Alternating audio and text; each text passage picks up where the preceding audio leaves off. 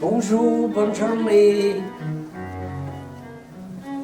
Mon travail présentement, principalement, c'est de parler aux gens, de les accueillir au téléphone, c'est-à-dire vraiment, de remercier les gens pour les dons. Nous avons fait également, depuis quelques années, un grand pas en souhaitant des heureux anniversaires, où j'appelle, quand j'ai la date. Et on s'aperçoit à un moment donné que ces gens-là, avec la pandémie qui vient d'arriver, c'était il y a 2 ans, j'ai découvert aussi qu'il y avait beaucoup de gens qui étaient seuls, qui n'avaient pas de famille. Ça m'a permis de faire un suivi auprès de ces gens-là, donc de l'aide vraiment morale.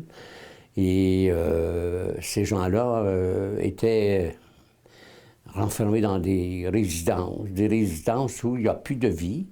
Donc, j'étais le seul après, à peu près à leur parler parce qu'il n'y avait plus de famille et tout. À la suite de mon appel, ils sont très surpris, mais il y a une chose où je les intéresse. D'abord, premièrement, je veux les connaître. Deuxièmement, je veux qu'ils connaissent la Fondation.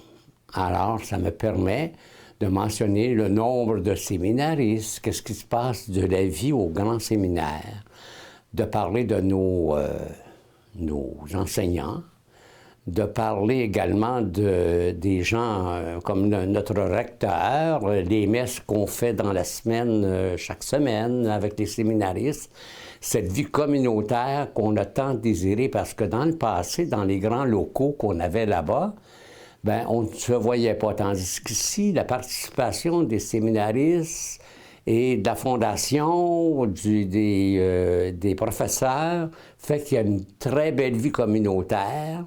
Et aussi, je leur parle du quartier, parce que c'est un quartier populaire. Donc, à ce moment-là, il y a beaucoup de vie aussi que les séminaristes peuvent vivre avec ces gens qui, sur la rue Sherbrooke, n'était pas possible. Donc, le grand séminaire a fait aussi de grands pas vis-à-vis les laïcs. Ça, pour nous, c'était très important aussi d'impliquer les laïcs dans nos programmes. Le grand séminaire a une tâche que je dirais de prometteur de foi et qui fait de ces gens des apôtres que Dieu aime tant. On communique aussi par écrit.